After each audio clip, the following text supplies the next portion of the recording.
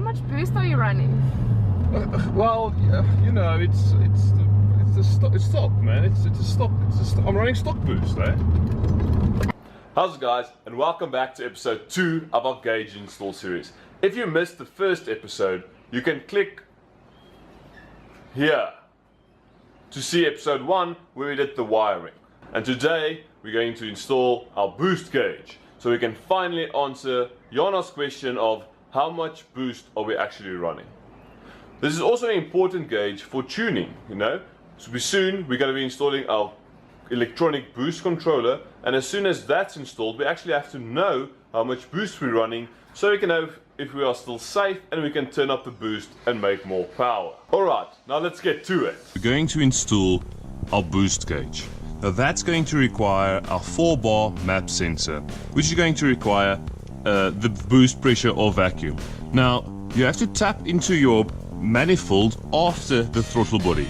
Now right over here is our throttle body, as you can see, controlled by the cable, and over here we have a vacuum feed which I believe goes to the ECU. So if we follow the blue line, there we go, all the way through the firewall straight into our ECU. So here you can see we mounted our 4-bar map sensor provided with the kit. I just mounted it using some double-sided tape, as I believe the bit of foamy insulation will help with vibration. So we're going to knip into the blue vacuum line over here, add our T-piece, and then cut the vacuum line to length, connect that to the T-piece, securing them with some cable ties, as it might be under pressure, you know, when we go into boost. And then we're just going to wire our cable behind the back here to our gauge. Just check the car still runs fine, as I know some cars do give issues with certain management systems when you use the vacuum line or the boost line that goes into the management system. So we will have to monitor that. If we run into any issues, we'll just replace this line and find another boost vacuum source. Right, this really is as straightforward as can be. Let's see. We just cut our vacuum line. We add our T-piece. It's got a fairly good fit to both sides over there.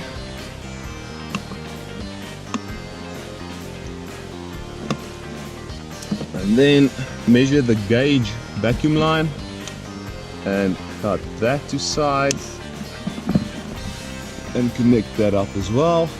We're going to use the cable ties to ensure our vacuum or boost line to our TPs. Now we just need to clip off the excess cable tie and run our wiring to our gauge.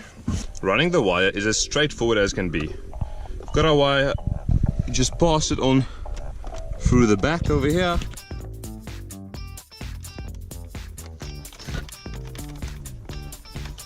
So now we're going to switch over here, and that just simply plugs into the correct gauge and the correct fitting. So the boost gauge goes into our air fuel ratio, and that fitting is right over here. So connect these two and we'll have a boost gauge running.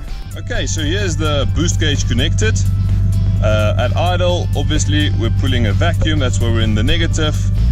But if we give it some revs, you can see we're going into boost. Alright, I suspect it might need some calibration, but as we can see, it's working perfectly.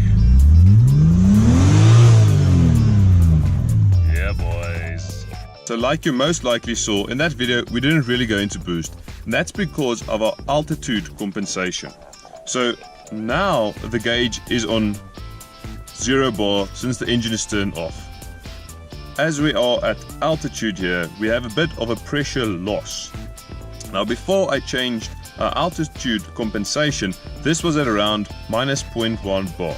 So let me just quickly show you how you can adjust or how you can compensate for your altitude, which is necessary, of course. So you hold the left button and then you have to scroll through until you get to your altitude compensation with a custom offset.